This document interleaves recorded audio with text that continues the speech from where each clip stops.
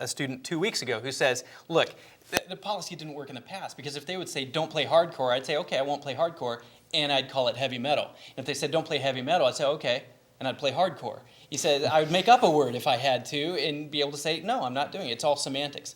This takes all the semantics of screening away and says, look, in your improv, challenge yourselves. It is the easiest thing to do to get down to the base humor. For some reason, it's the first thing us guys think of. So it's very easy for us to, in improv, go to, sexual humor that, it's not appropriate. It's not, and you get the groans from the crowd. My challenge is this. Look, can you be funny without being crass? Can you be funny without cursing? And I think there's several comedians that we see in improv situations that have proven to us, that you can be extremely much more funny without cursing and without, going to the base humor. So, you are a formidable opponent. All right. Time is running low. Does anybody have any last questions, words, anything like that? I actually do have one last thing. If I didn't hear this, but if there is someone, let's say like the last line, that the performance is stopped and there is authoritative action taken against the performers, what is the consequence? The consequence is spelled out here. If any of these requests are ignored and or violated, the performer acknowledges that they will not be allowed to perform in any future performances with the exception of officially planned programs such as choir, etc. at PUC because of the breach of trust. And that's really what it is. We want to trust you. You're adults. You're no longer an academy. Why are we treating you that way? And so because it is a breach of trust, how can we put you back up front when you just violated our trust the last time? There is a redemptive process. There is a way for you to come. There is an appeal process with everything at the college. But we just want you to understand that you can't just say, sure, I'll do it, and then do whatever you want. We all know you can't have anarchy. There is no such thing as true freedom without rules. And so, so we do have that in there. I would say this, for the students that would probably have the biggest concern about this whole thing, their question is, well, who's deciding? Who's deciding on those 5 things? And you're looking at them. And I hope that you understand that I see this as a living and breathing document that will grow, that will adapt, that will change to fit the needs of the students, to give you the freedom of performance, to allow you to really say, in my contemporary life, in today's culture, what can I say? What do I have to offer that I won't be embarrassed of 5-10 years down the road?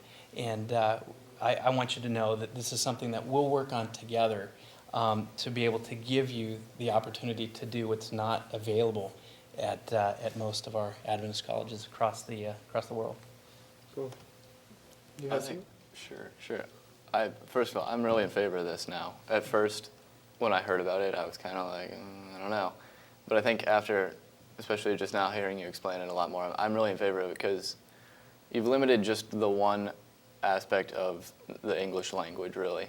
And that's all it's taken out. The art form, everything. I mean, especially from a music standpoint, the art is still there. And that's really what music's about. It's not about how many words you can say. Yeah. And there's an aspect that is, but I think that, I'm in favor of it because I think that it really retains what we're here to perform for. Yeah. I completely understand, too, the skepticism of students who have fear of, well, is this the administrator's way of, keeping us from doing things, simply because that has been the practice for generations of control, control. What we're trying to do is say we recognize that we want you to be in control. We want you to have the reins, and we want to cheer you on, and we want you to be relevant today. So I hope that those who are worried really understand what we're trying to do and will really work with us to make PUC the school that is the most relevant culturally, spiritually today, available anywhere. I'm sorry. I just wanted to thank you, Pastor Ice, for bringing this before Senate. I know a couple weeks ago you brought this before us, and there's several questions on it, and so I hope through this that more people will be understanding of it and get a better grasp of what you guys are really trying to do. I think in response to the question of who's who's the judge of the things. I think that the 5 guidelines that you have are so clearly outlined that it almost doesn't need a judge. I mean, like, yeah, it does, but as a performer, you know if your music is implying something or if you're in violation of one of those.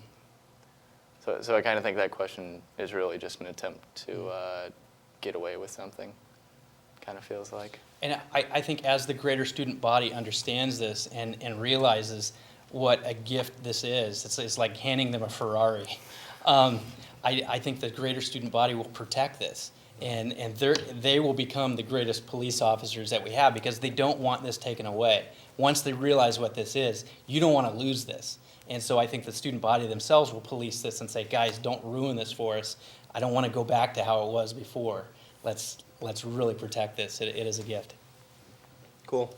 All right. Well, I want to thank you all for coming on the show. I want to thank Brad, Zach, Pastor Ice, and you, Mr. Ryan Holmes, for coming on at such late notice when Derek had to back out. So, everybody, this is the show. And what we're going to do is it's going to fade to black. It's going to come back up. I'm going to have Larissa Ranzelin and Kyle Lamont on my sides, and we're going to hear about the news and some A&E reviews. So everybody, have a great spring break. We'll see you back in April. Ciao.